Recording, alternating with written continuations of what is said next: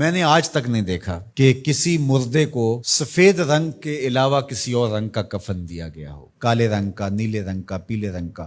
حالانکہ شریعت میں جائز ہے، کوئی سیاہ رنگ کا کفن دے دے جائز ہے، نیلے رنگ کا کفن دے دے جائز ہے، لیکن حضور کا ایک فرمان کہ اپنی مسجدوں کو زینت سفید رنگ سے دو اور اپنے مردوں کا کفن سفید رنگ سے دو۔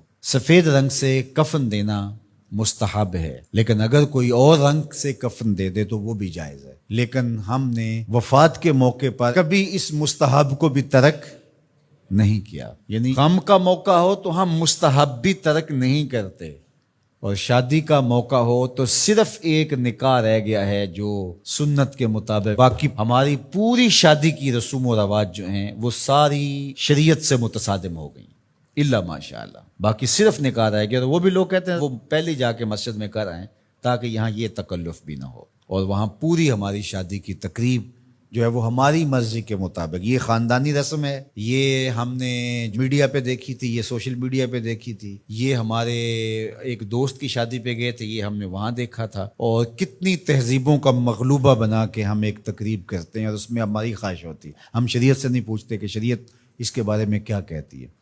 تو کیا اسلام غموں کا مذہب ہے، دکھوں کا مذہب ہے؟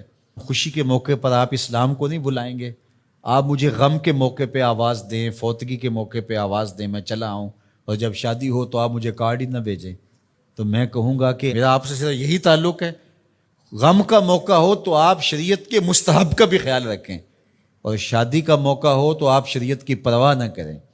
تو یہ تو پھر آپ کی مرضی کا دین ہوا نا، جہاں چاہا اس کو پسند کر لیا، جہاں چاہا دین کو چھٹی دے دی۔ کاروبار میں، اپنے طرز زندگی میں، اپنی سیاست میں، اپنی پارلیمنٹ میں، اپنی کچہریوں میں، اپنی عدالت میں، اپنے میڈیا ہاؤسز میں کہیں دین نہیں ہے۔ دین کہاں رہ گیا؟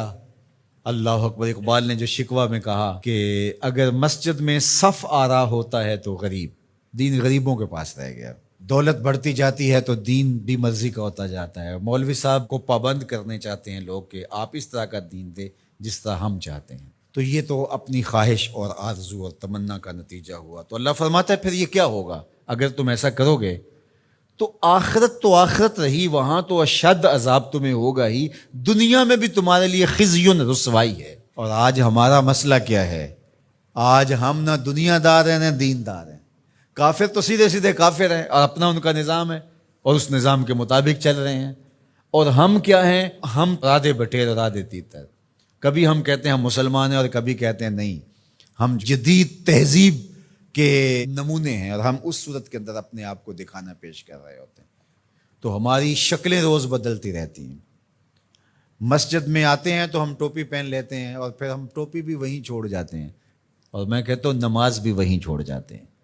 جب دکان پہ بیٹھے ہوتے ہیں تو اس وقت ہم نمازی نہیں ہوتے، بلکہ ہم حج اور احرام بھی وہیں چھوڑ آتے ہیں، اور ہم یہاں اور طرح کے مسلمان ہوتے ہیں، حج پہ اور طرح کے مسلمان ہوتے ہیں، اعتکاف میں اور طرح کے مسلمان ہوتے ہیں، اور ہم باہر اور طرح کے مسلمان۔ حالانکہ یہ ساری تربیت ہے ہماری عملی زندگی میں اس کا اثر پیدا ہو۔